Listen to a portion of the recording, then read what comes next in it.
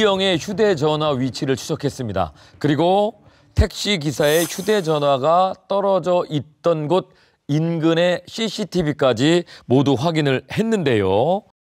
뜻밖의 장소에서 이기영을 찾을 수 있었습니다. 어딜지 너무... 교통사고 5일 후에 피해자 가족이 경찰서를 방문한 지 약 1시간 30분쯤 됐을 때의 영상입니다. 지금 이기영이 고깃집으로 들어오고 있습니다. 와, 끔찍하다, 끔찍해. 다른 남성들과 웃고 떠들면서 그리고 지갑에서 남성에게 카드를 건네주고, 근데 이 남성들은 이기영과 일면식도 없는 사이.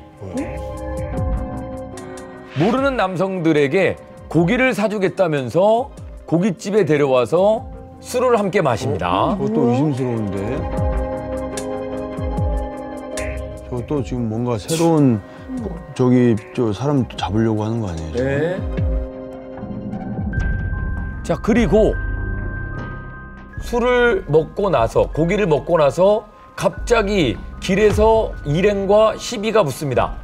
일면식도 모르는 남자들에게 고기를 사주고 술을 사주더니 갑자기 그 이후에 한 남성을 폭행하기 시작합니다. 뭐야? 제정신이 아니네. 끝까지 쫓아가 죽여버리겠다라고 협박까지 합니다.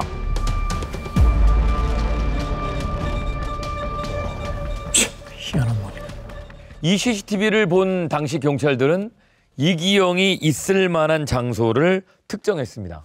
그렇습니다. 이기영이 일행과 싸우는 모습을 보고 주변 병원에서 치료받고 있을 거라고 추측을 한 겁니다. 그래서 주변 병원에 새벽에 입원한 환자 명단을 확인했습니다. 그리고 12월 25일 낮 12시경 응급실에서 얼굴이 퉁퉁 부은 채 링거를 맞고 있던 이기영을 찾아냈습니다.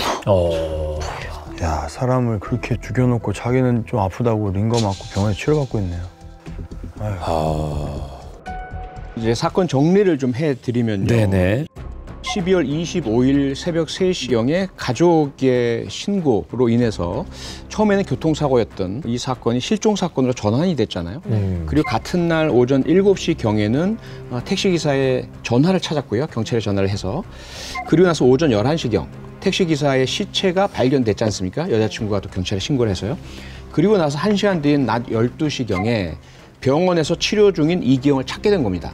같은 날 다 이루어진 거예요. 네네네. 피해자 가족이 경찰서에 방문한 지 약 9시간 만에 일어난 일이었습니다. 네. 9시간 만에 경찰분들이 대단하네요. 범인이 막 피해자인 척 문자를 보내지만 않았어도 참 너무 악랄하네. 경찰관들이 병원으로 찾아갔죠. 그리고 이기영을 체포하면서 우리가 왜 왔는지 아나? 라고 물어봤습니다. 그랬더니 이기영이 대답을 했는데요. 뭐라고 대답을 했냐면 가봐야 알 것 같습니다. 경찰서에.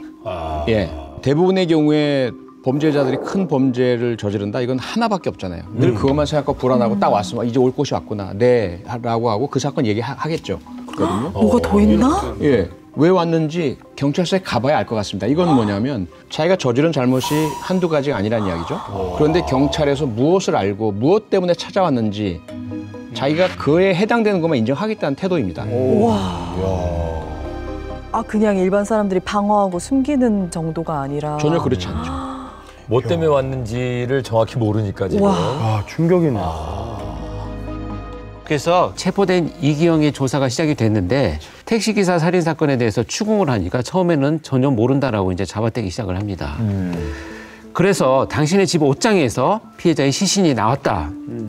라고 하니까 이기영이 손을 떨면서 갑자기 울기 시작하는 거예요.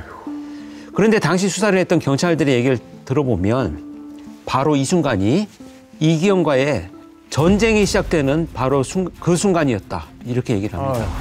전쟁이 시작된 순간?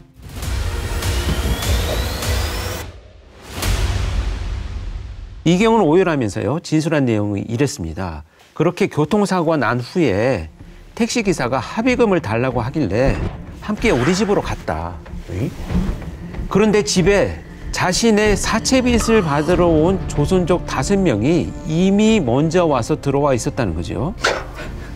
그 조선족들이 택시기사를 이기영의 아버지로 착각을 해서 한꺼번에 달려들어서 마구 때리기 시작했다라고 진술합니다.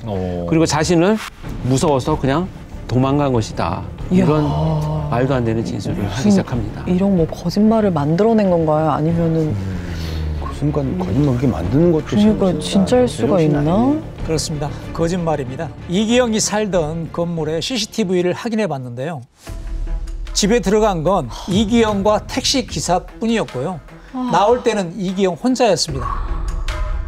경찰들이 조선족이 집으로 들어가는 모습은 CCTV에 찍히지 않았다고 말하자 이기영은 아파트 외벽을 타고 올라왔을 것이다 라며 황당한 주장을 하기도 했습니다. 그냥 끝까지 인정 안 하고 거짓말 그냥 아무거나 말하는 그런 사람이에요. 계속 산으로 가는 것 같아요 지금. 거짓말을 할 때마다 경찰관들이 애를 써서 객관적 자료 내놓고 도저히 말이 안 된다는 입증을 하니까 도저히 이제 자신의 거짓말이 더 이상 통하지 않는다라는 것을 깨닫게 되자 눈물을 딱 그쳤습니다. 이기영이. 언제 그랬냐는 듯이. 그리고 나서 경찰관에게 갑자기 담배 한 대만 주세요라고 요구를 합니다. 그리고 나서 담당 경찰관이 사실대로 다 얘기하면 줄게. 이제 이렇게 답을 했습니다. 그랬더니 그제서야 자기가 살인을 했다라는 사실은 인정을 합니다. 그런데 이번에는 사람을 그 피해자를 자기가 살해하긴 했는데 이건 우연한 사고였다라는 새로운 주장을 내놨습니다. 지금 계속 산으로 가다가 처음으로 인정을 했는데 지금 또 말도 안 되게 우연한 사고였다라고 주장을 했잖아요. 그 다음에 또 무슨 변명을 했을지 너무 궁금하네요. 그냥 계속 또 거짓말.